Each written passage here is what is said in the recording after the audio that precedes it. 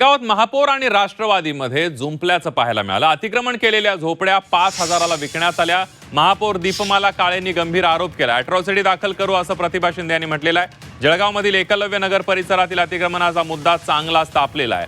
अतिक्रमणाच्या मुद्द्यावरून जळगावच्या महापौर दीपमाला काळे आणि राष्ट्रवादीच्या प्रवक्त्या प्रतिभा शिंदेमध्ये चांगली जुंपली आहे।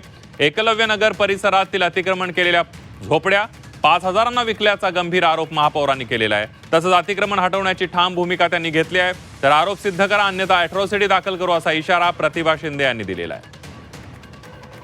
आपल्या तांबापुरे भागातीलच रहिवासी लोक होते, त्यांनी ते घरं त्यांची विकून तिथले घरं जे तिथे राहत होते ते घरं तिथे विकून ते इथे शिफ्ट झालेले होते आणि त्यांना कोणी सांगितलं की आम्ही तिथे तुम्हाला घरं करून देऊ त्याची मला काही कल्पना नाही आहे। पण मला समजल्याप्रमाणे त्यांच्याकडनं 5,000 घेतले गेलेले आहेत ते मला समजलं आहे आणि आता ते तुमचा पुढचं कारवाई मी ते आयुक्तांना सांगितलेली आहे की आपल्या जागेवर कोणाला आपण असे घर विकता येत नाही, त्यांच्यावर कारवाई तुम्ही करावी। आता रीतसरप्रमाणे मी त्यांना नोटीसही देणार आहे की आमची जागा ती महापालिकेची जागा आहे ती तुम्ही ती खाली करून द्यावी।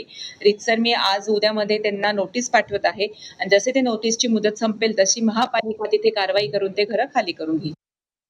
माझं महापौरांना ओपन चॅलेंज आहे की जर खरंच कोणी 5,000 रुपयाला जागा विकल्या असतील असं त्यांना वाटत असेल, त्यांच्यामध्ये दम असेल तर त्यांनी नाव जाहीर करावं।